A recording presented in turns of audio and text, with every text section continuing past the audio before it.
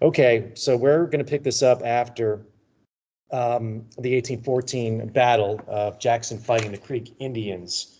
This was at Horseshoe Bend. And all the Creeks, and this is what really is tough for the Native American Confederation in the Southwest, all the Creeks are forced to sign the rather harsh Treaty of Fort Jackson, including those who were allied to Jackson, who fought with him at the battle and in the campaign in 1813 and 1814. In short, that treaty turns over 22 million acres of Alabama to the United States government. The superiors in Washington, the War Department, and President Madison see that it's so much territory, they're almost embarrassed about it. They're like, oh, wow, yeah, okay, well, he did it on his own. He didn't really consult us about the whole thing. And it's almost an embarrassing amount of territory that's turned over. It has nothing to do, the war within the war within the war. The treaty has nothing to do with the strategy against the British, but it's been called, and this is a direct quote from that giant book I brought that deals with this time period, the most decisive and most significant victory won by the U.S. in the war. And you can argue about that, but yeah, you'd have to say it's definitely a bold statement. Why not? Why did he make the Greeks that fought with him sign the treaty? What's that? Well, I know that, but like it's just you would think he would reward them by not making them sign it. But he was backwards, so never mind. Yeah. Well, yeah, I don't have a good answer to that. I don't.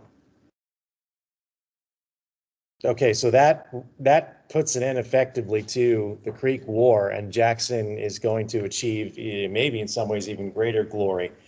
I don't know, right? The most decisive and most significant victory won by the U.S. in the war, except for the last battle, right? I mean, you'd have to put that one up there. And the other one I'm going to talk about today, which 1814 is not a great year for the United States, except for one real exception. Despite these victories in the Northwest and in the Southwest in 1813, the Niagara frontier along the Niagara River and the St. Lawrence is essentially a stalemate, and England begins to continue to strangle the American economy. They extend the blockade from New York all the way down to the Mississippi River. New York south to the Mississippi River. They don't extend it to New England because they know New England had opposed the war. They supply Halifax in their holdings in Canada, and the Royal Navy encourage within areas of Maine and Massachusetts separatist movements of the U.S. government, with literature saying the government isn't, fighting this on your behalf. So the idea of maybe signing a separate peace with Great Britain, the region of New England. Again, we connect secession movements with the South, but most of them through the first quarter century of the United States have to do with the North. There are those in the West as well, obviously, but I mean, Alexander Hamilton at the very end of his life, say what you will about him, is trying to prevent Federalists in New England from, if they lose another election nationally considering the idea of secession. Mm-hmm. Wants to put that idea to rest and says the Federalist Party can't be connected with that. Meanwhile, because of the sustained shutting out from world trade, both U.S. export and import economy crumbles in 1813. I have some statistics in the notes, and they are shocking. The imports in the United States in 1807, right before the embargo, were valued at $138 million. In 1814, they are $13 million. That is a cut, I'm not great at math, but by what, 90% of the American import economy. The exports, it's even more shocking. The export economy in the same year was $108 million. It's down to $7 million in 1814. Revenues collapse. New York residents go so far as to arrest customs officials because he tried to stop smuggling. It's, lawlessness. Go ahead. How much was export? 108? $108 million? Exports were $108 million in 1807. In 1814, they are 7 million. So that's more than 90%. In December of 1813, Madison called for all American ships to stop leaving port. No exports, no coastal trade. That means ships don't go from Boston to New York, from Philadelphia to Charleston. He got broad powers of enforcement to make sure this became a reality. Madison, 4 months later, would call for their repeal because he faced strong pressure among his own party and others that this had been too much. And he, to his credit, said, okay, possibly you're right about this. The temptation here is to add powers to the executive branch. And Madison, in this case, didn't really want to do that. In 1814, the British decide to take the fight right to the U.S. and invade New York and invade other parts of the United States. One of their targets, of course, is the Chesapeake and Washington, D.C. They're going to go through the old Lake Champlain corridor. Let me show it to you on the map that we've used several times. And they're going to follow. Oh, here we go. Submit this. Okay, slideshow. Here we go. And now it's not sharing. So I want that to come up so we can look at it. There we go. This area right here. They had tried it before.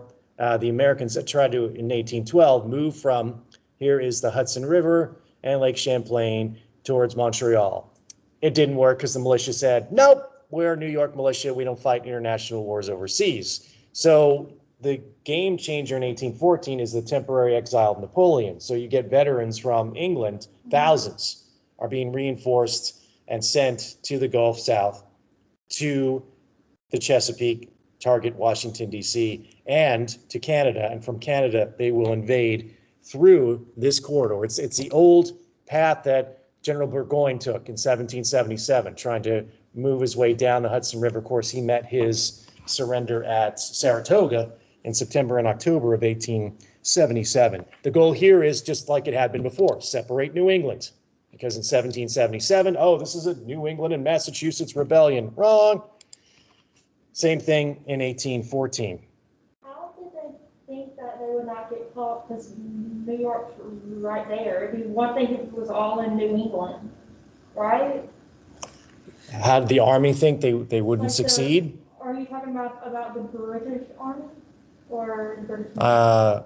You tell me. What are you asking about? How did they think what? Going down that river What about it? to DC, it was the British, right? Right. They were gonna move I south. think it was a good idea because I feel like it's not, because New York's right there and it's not part of New England. Well, they could use it and basically isolate and occupy all of New England and maybe fan out into the New England colonies. And if they're successful in New York, which is a populous state, would not be able to and be encouraged to get their forces, their militia, to come to the aid of New England.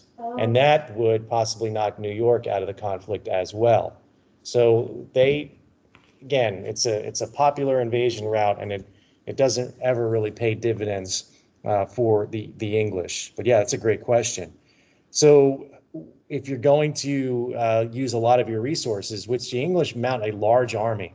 I mean, we're talking almost 15,000 soldiers that are going to leave Canada and go through that area, sever New England from the rest of the Atlantic states. So the diversion, I mean, where you can scatter American forces, will happen when you bombard and raid the Atlantic and Chesapeake coasts and send an army up the Chesapeake, as you can see there on the map, and target both Washington, D.C. and later Baltimore in the late summer of 1814.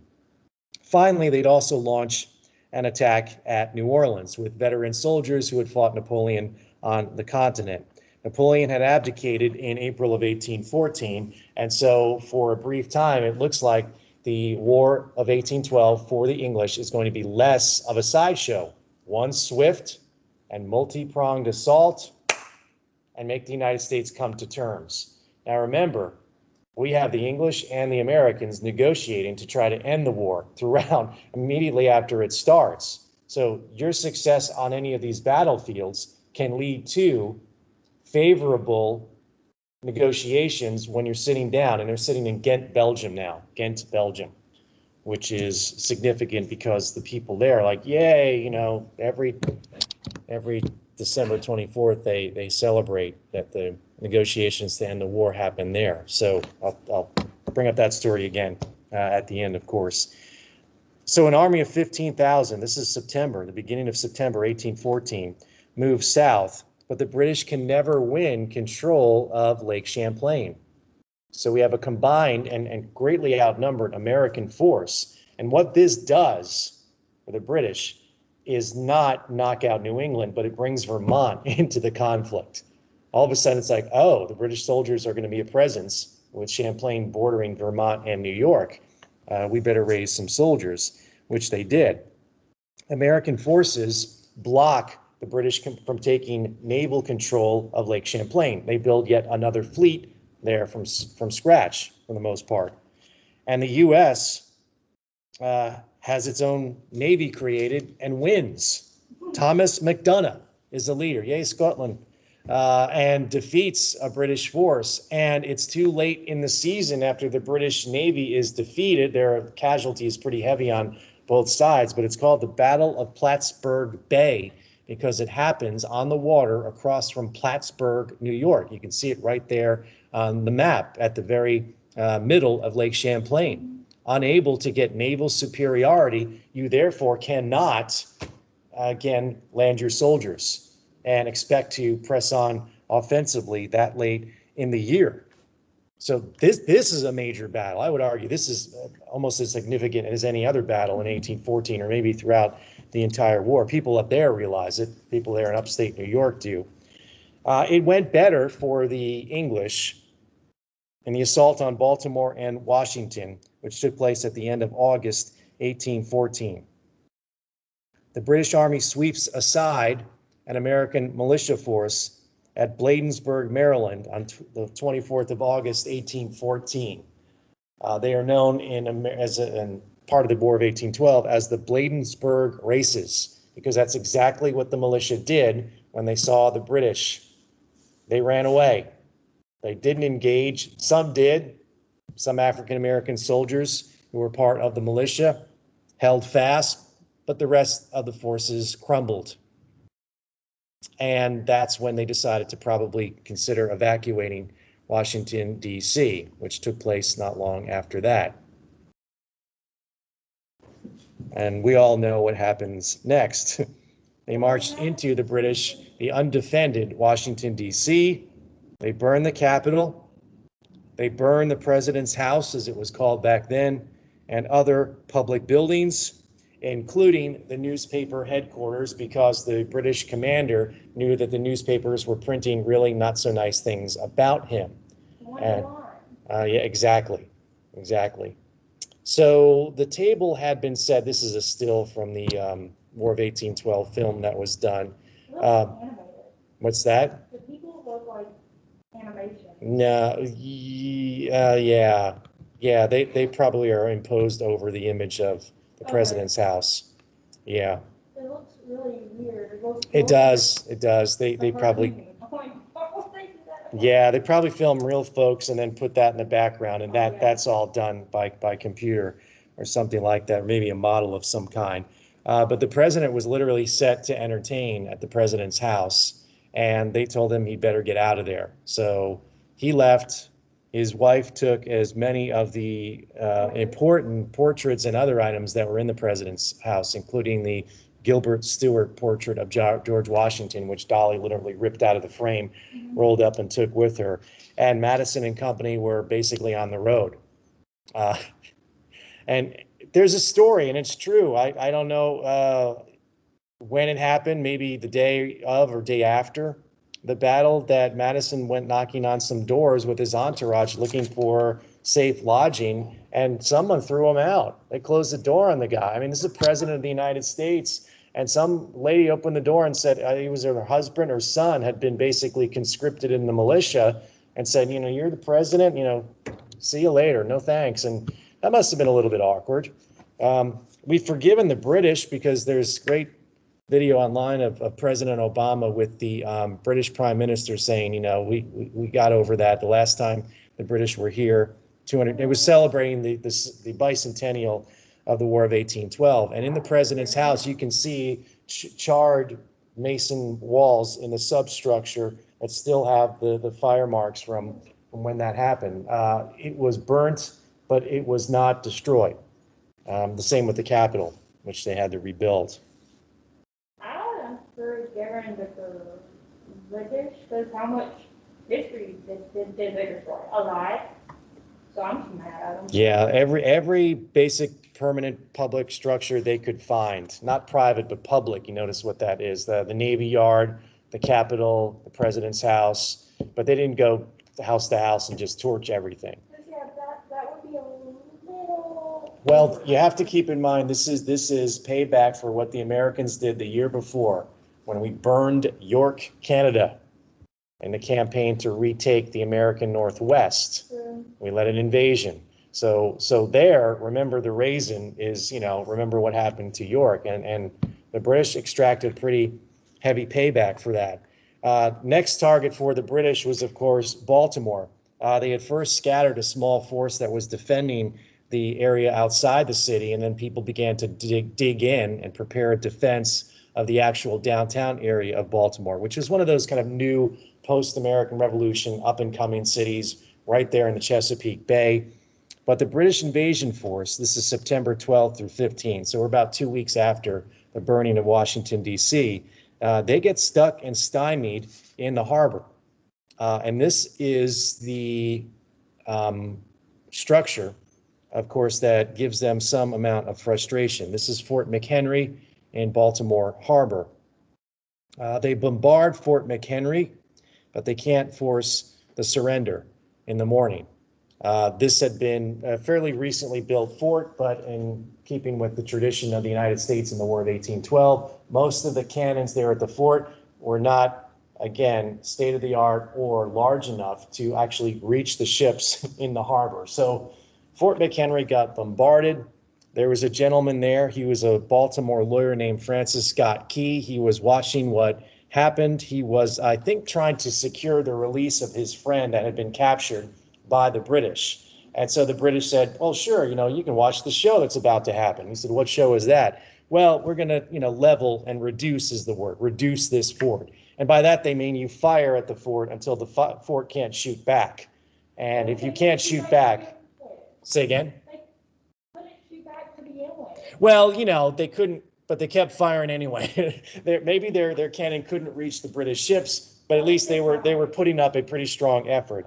That fall, someone had made a gigantic, oversized American flag. This picture slide doesn't do it justice, but having been there and having participated, because, you know, I'm a corny history nerd, what they do is they change the flags, and so they lower it, and they bring all the guests who are there at the fort over, and so you can grab a corner and help fold this giant, I mean, it's like a middle finger to the British. I mean, it's this giant, oversized American flag that they flew to say, hey, you know, come and take it, come and knock out the fort, which they're unable to do. And you know, Key says, well, we'll see about that, the whole bombarding of the fort. And they were unsuccessful. And Key writes a 3-verse poem that begins, "Oh, say, can you see by the dawn's early light?" And we have to give credit where credit is due. Key writes it. We don't sing, and you know, there are parts about being slaves of the British. That's the part we don't sing at the baseball games, and the blood of retribution, which will come for the British, which, yeah, that's not exactly the inspirational part. Nevertheless, he sets it to a pretty bawdy English tune at the time. So the melody, na na na na na na, yeah, that's known in the English and American world. But a young lady named Julia Ann, you can't make this name up, Julia Ann Hieronymus Tevis, yeah, is a school teacher and begins to talk about the fact that school children should consecrate and learn this poem and maybe make it something more than just the part of the story of the War of 1812. By mid-century, by middle of the 1800s, I mean, the 19th century. The Star-Spangled Banner is the official anthem of the United States. Congress makes it official in 1931. So pretty recently, that's 90 years, folks. And there is, of course, efforts to maybe change it. I don't know why. I mean, it would really, to me, get rid of any reference that we have to the War of 1812. I mean, people know about the war, not much about the war. You know, they know what happens in 1812, but that's about all they know about it. I mean, outside of Andrew Jackson, name someone who's popularly associated with the War of 1812. You're going to have a hard time doing that with most Americans. What's that? Well, you are an advanced American history student and should know this, but. And then I would have said that in elementary school. Well, good. I mean, you know, historical consciousness in my mind is not something we're always great at in the United States. So pull, I mean, change it to what? America the Beautiful, and I don't know. Then we get in trouble because, you know, that song, I'm not going to go there. Anyway, there are words in that song that might, let's just say, trigger folks. So, you know, including the fact that they imply that God is a he. So that's not right. Next thing you know, it's like, nope, they can't make it that song. So, yeah, why don't we just keep it? Because for the people who lived at the time, this was a significant event, the War of 1812. They certainly thought it was. They thought it was a justification for the existence of the United States. I mean, you know, the people who lived there, and that should count. I mean, it's a pretty song. Yeah, I mean, yeah. I took a picture of it illegally on my phone. What's that? At the Smithsonian, they have the flag. I have a picture of it on my phone. I've seen it. Didn't know you weren't supposed to take a picture of it because I came the back way, but I did. Yep. It's huge. Yeah, it is. By late 1814, the United States, and this is the other part of the story where Washington burns. Baltimore, they defend the city. They cannot invade Baltimore itself. So that goes fairly well. And the British at this point are hearing back about Washington, D.C., and they are using that in the Ghent negotiations. They're saying, aha, see, we've got you. And then news comes in about Plattsburgh. So timing is everything. And the U.S. says, oh, yeah, really? Well, your major thrust into the North didn't work out well at all. So at this point in the fall of 1814, away from the battles in Belgium, the British can't dictate terms to the United States, and they keep negotiating. By late 1814, unfortunately for the United States, the government is broke, and we begin to default on paying the interest of the national debt. Not ever a good sign. We need $50 million raised very quickly to continue fighting the war. Madison and his government has no idea how to raise it. Someone comes to him and says, what about the creation of a new national bank? And he's like, oh, whoops. I mean, yeah, 3 years ago it had gone away, and I didn't think it was constitutional at the time. But yeah, maybe we'd have to consider a bank. The Federalists aren't helping the cause, of course. They're undermining the war at every chance they get. They're discouraging lending from state banks and from individuals, and they go on, the federal government, just printing more paper currency, which is becoming more and more worthless. They also, the Republicans in charge, have to pass more internal taxes, including a tax on distilled spirits, which ends up being higher than Hamilton's tax of 1791. So you got to raise revenue some way, and that's what they fall upon. The War of 1812 is perhaps the most unpopular war in U.S. history, especially from the Federalist point of view. And we've had some fairly unpopular conflicts. They believe, the Federalists, that this is nothing but a partisan struggle. It's to enhance Virginia, the Republican Party. It is to weaken England, and it is to make France look good. This is the way they think about it. We talked about the theories about why the Federalists were opposed to the war.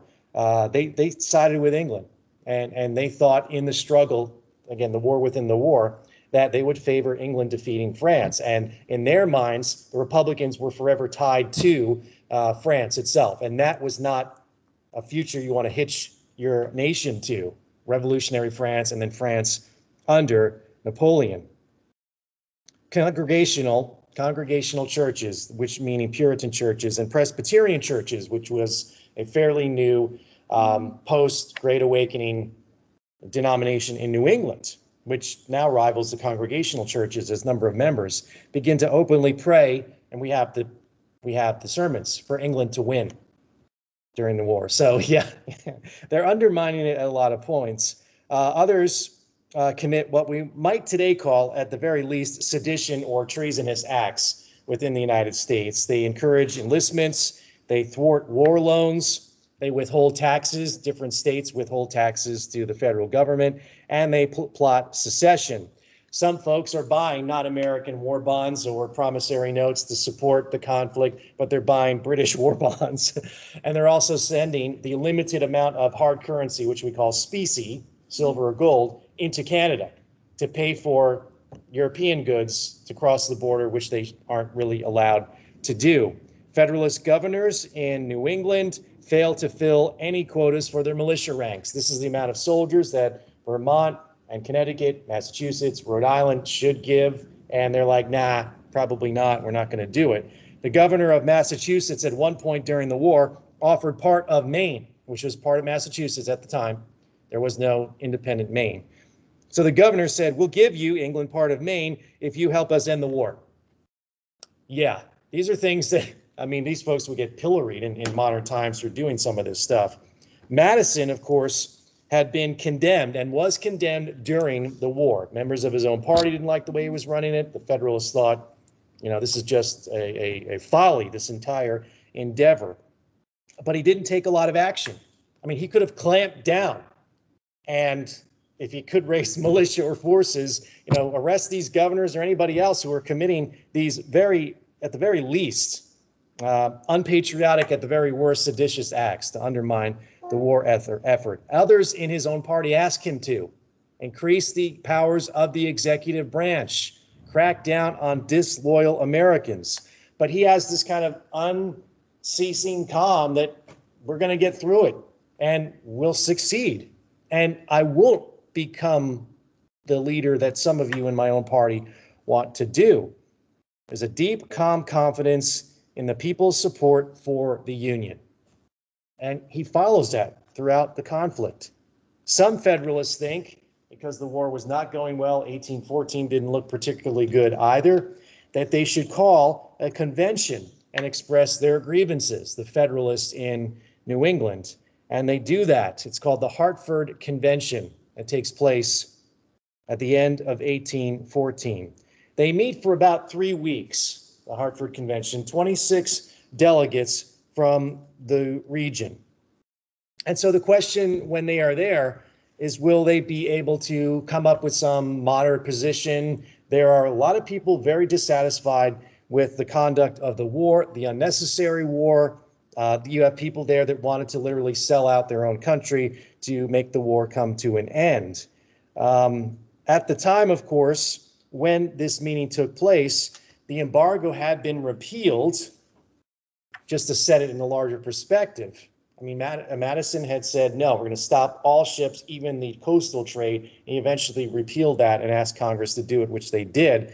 Bonaparte had been temporarily out of commission at the time at this meeting that takes place, and there wasn't so much of a crisis mood, especially because even though Washington lay in ruins, Baltimore had not been successful. The British were sweeping into the Gulf, but no one knew how that was going to turn out. And Macdonough's victory at Plattsburgh had prevented the invasion of New England.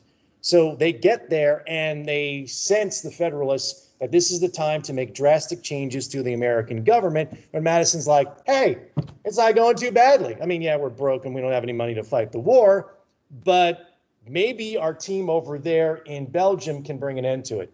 And also, he couldn't raise an army in the New England states or militia because the governors and the people who are right. Yeah, the resources of the U.S. were stretched pretty thin. Yeah. So I mean, if he would have, Yeah, not a lot of options. Pointless. I mean, so why would they offer that? Because they didn't think it was common sense. That hey, militias may not form just because. I think his attitude is just ride it out and let's see what happens. Good news overseas. will change everything. Okay. And the latest news that the team in Belgium gets is about the victory up in Plattsburgh. I mean, so the English are like, ha ha, Washington, and they're like, well, no, then now there's this. Because the English are asking for, as a requirement to end the war. Now, with Napoleon temporarily abdicated, he comes back and then has his Waterloo, obviously, in 1815. But they think they can set the terms for peace. They can make demands about territory in the United States. Because among other things, they're asking for an Indian buffer zone in the American Northwest that the U.S. just leaves and doesn't settle. And the U.S. says, no, we're not really interested in doing that. And they make other demands for territory. And, everything kind of hinges on what's going to happen in front of New Orleans. Oh, and also, I want to ask, why didn't they have more security with Napoleon? I mean, they basically just sent him back to Corsica, or an island where it was nice and very populated. What is it, Elba, and then is it the second one? The second? It's like St. Helena and then Elba, and I don't remember the order of where he went each time. One was like in the middle of the ocean, and Right. then there's like, oh, we may need to have some guards there. I'm like, really? Yeah, You didn't think that? that's a Dr. Smith question. That I'm not familiar enough about how that all happened. But I mean, how does he? If you've lived through everything up to that point, yeah, why don't you have a really stronger force to keep him there? Yeah, unless I don't know. And the guards were part of it. He still had enough support that he can arrange to bust out of there. Because I don't know the whole course of events which led him to come back. What was it called? 100 days, right? When he came back, it was it was literally about that long. They just left him there with no people to watch over him. Yeah. And he persuaded to go back to France, and he just walked into Paris like I'm the ruler. Yeah, recruited the old guard, the core of the army, and then went from there.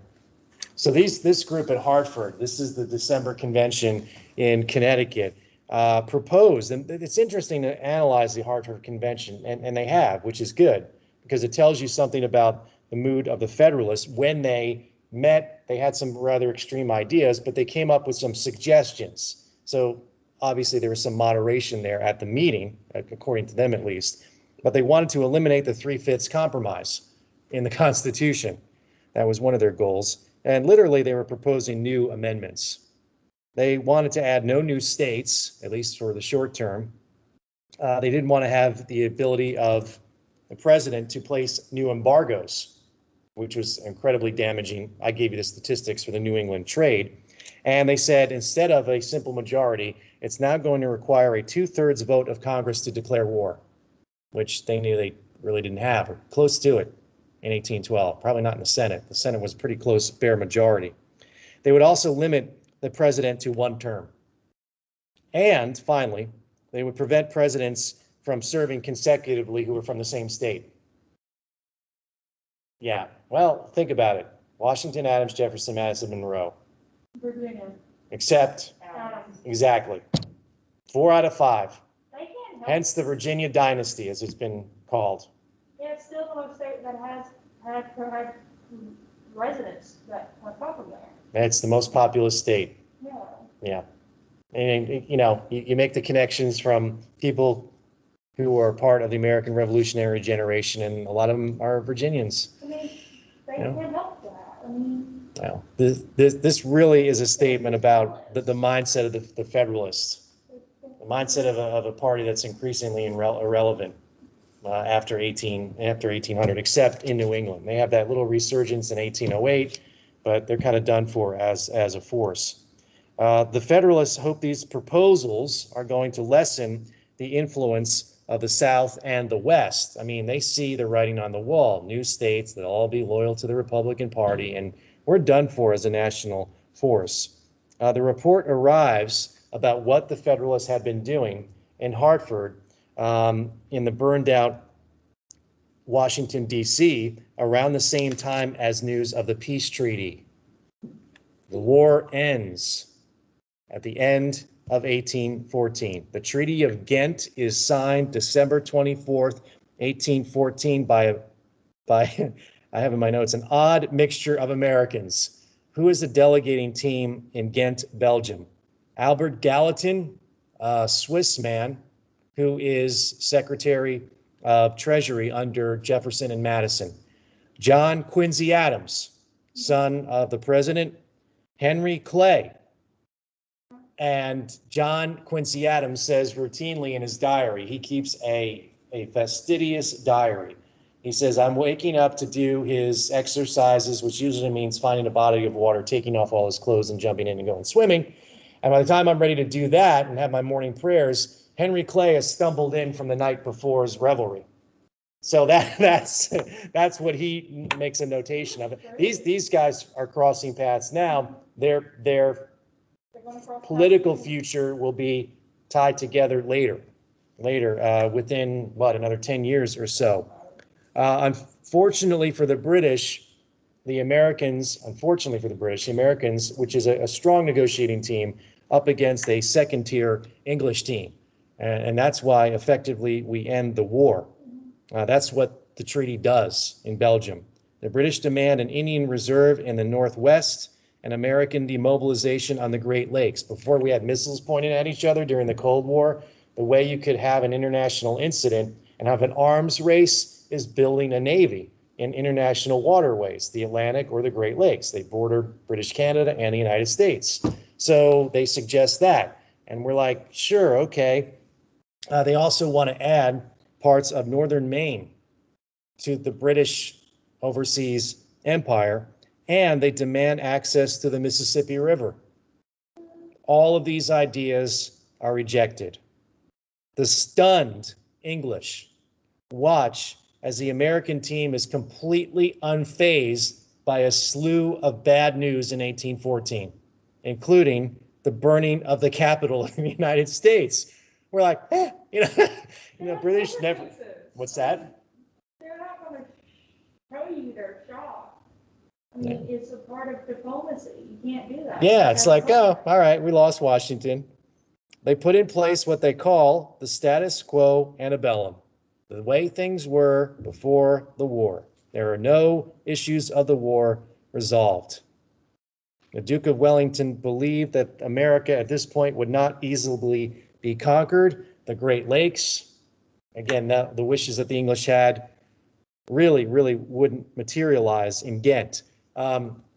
Robert Remini, who is the author who's written the giant 3-volume on Andrew Jackson, wrote a book called The Battle of New Orleans. And in the beginning of the book, or a footnote, I'm trying to remember where it was. I think it was in that book. He traveled to Ghent, Belgium, and he said, you all have festivities here on December 24th to celebrate the fact you hosted the negotiations which ended the War of 1812. And the Belgians asked him, yes, what do all of you do in America to celebrate the end of this war? And he's like, nothing. The author asked, the people of Belgium asked him, when this important war in your history ends, what do you do every December 24th? And he's kind of like, nothing. I mean, yeah, it happens to be Christmas Eve also. I mean, so there is that.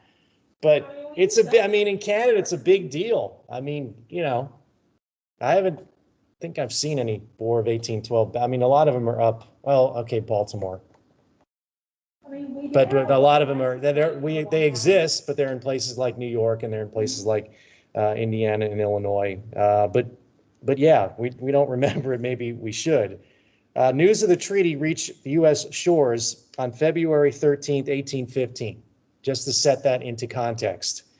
Only problem is there's one more drama that has to play out that I'm sure all of you are aware of. That's the British Army that is there in the Gulf South, organized by and now led by Andrew Jackson.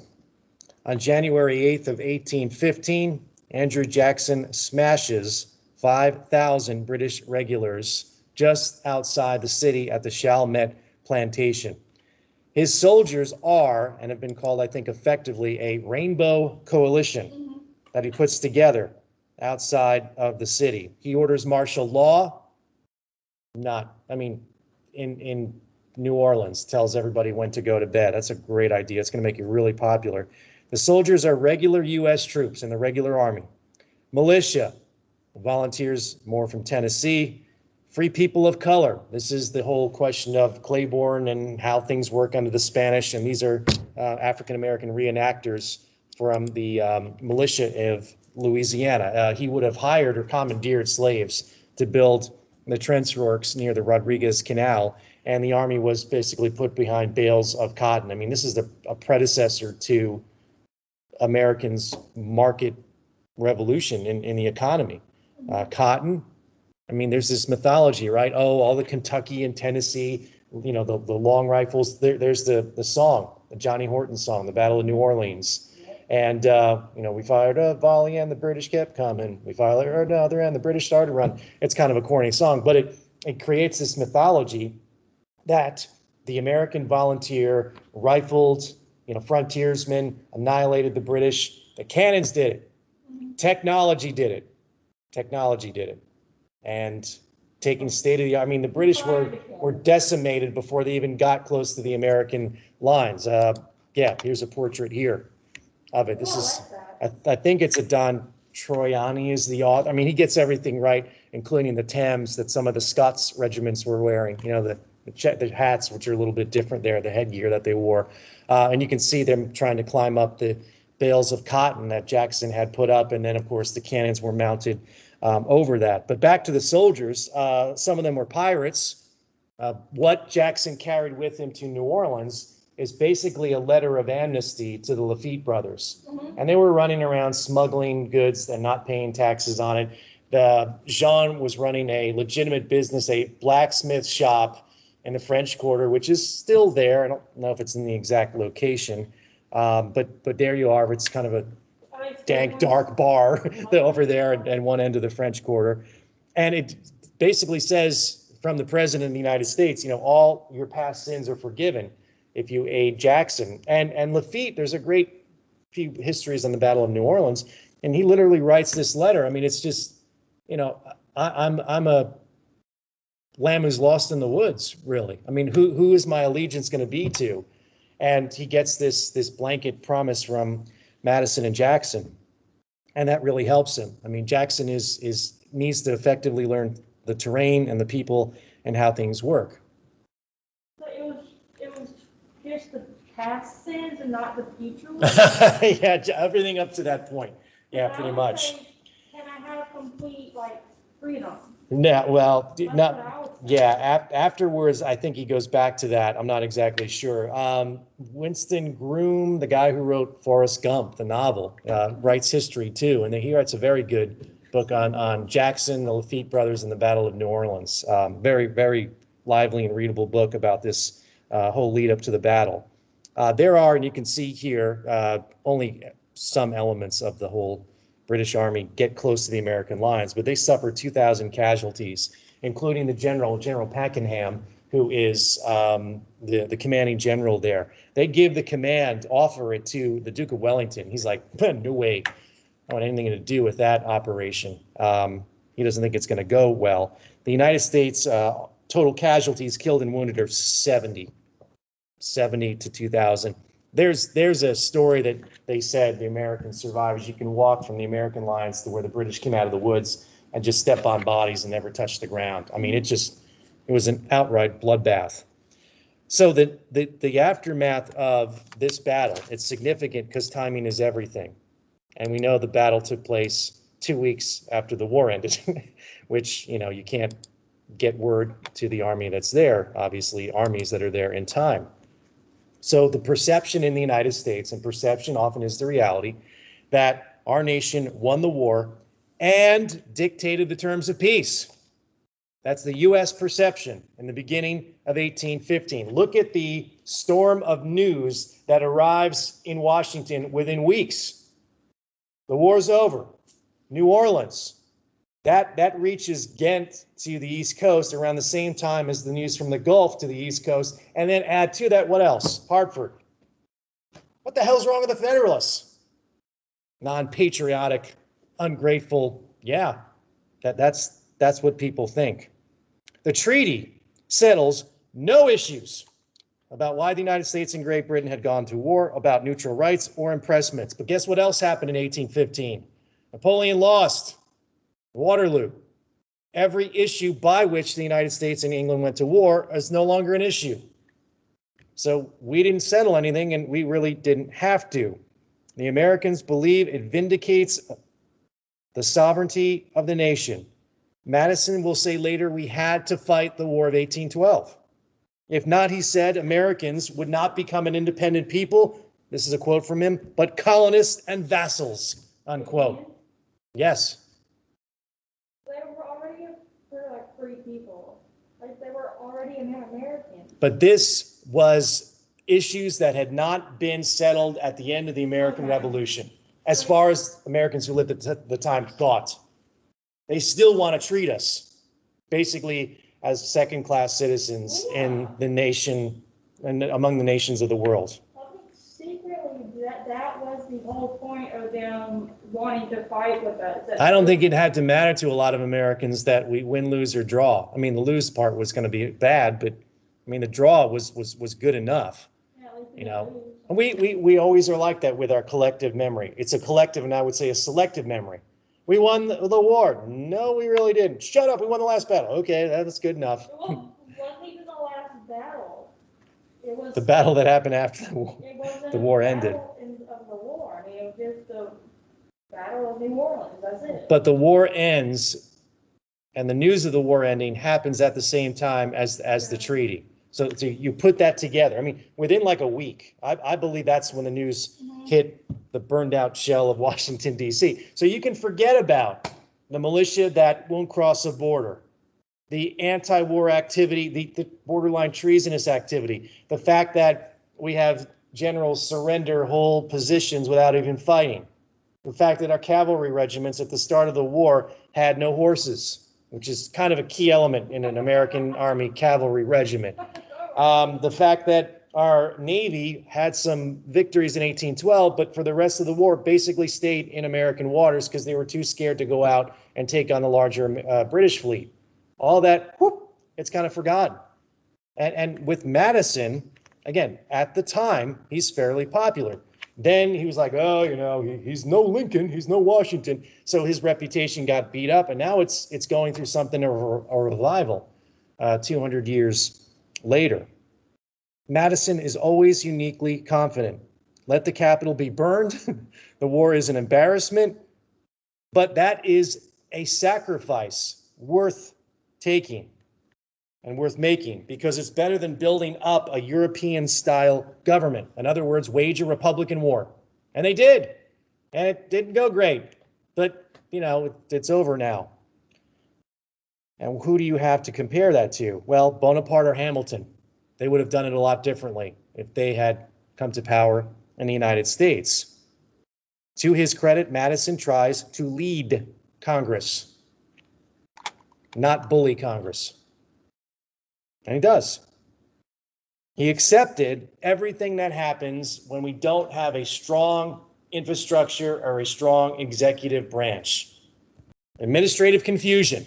The fact that you had to have one guy serve as Secretary of State and Secretary of War, that's, of course, future President James Monroe. Confusion, inefficiencies, failures, and the other F, the Federalists, part of the whole story. He remains calm in the conviction that in a republic, strong executive leadership could endanger the principles for which the war was fought over. When he overextended himself sometimes, he retreated. Jefferson had to use Hamiltonian means to try to get the embargo in place, and it backfired on him because temporarily the Federalists had that resurgence in 1808. People also, at the time, appreciated his restraint. There are 57 towns and counties named for James Madison. No other founder has that number. John Adams, and in a story we will tell probably towards the end of this semester, begins a correspondence with Thomas Jefferson after the War of 1812. It's Benjamin Rush who says, you two need to explain each other before you die. John Adams says that Madison will acquire more glory than all three of his predecessors combined. That's Federalist John Adams' take on the war. He's essentially correct. Americans celebrated it as the time of the Second War of Independence. That's what they called it. It's a turning point. I mean, it's like the First World War. No one who lived through it said, this is World War I. They called it the Great War because they didn't know there'd be a two later on. I mean, Europe would fight again in 20 years after the first one ended. So they called it the Great War. It's taken on the War of 1812, but a lot of Americans called it that, the Second War of Independence. It is a turning point in American history, but it also is something of a wake-up call. I mean, the United States is going to discover things in the aftermath that it will be forced to deal with. This notion that it had been hard to fight a war without a national bank, that when we tried to invade Canada, our road, and we would today use the phrase infrastructure, was a mess, and the unintended consequence of the embargo. American infant manufacturing started from the time of the embargo to the end of the war. So it's going to bring up that question, should there be a new role for government after 1815 and 1816? And Madison has, of course, one final year of his presidency to begin to weigh in on those issues. So that's where I usually kind of delineate between the war and the aftermath of the war.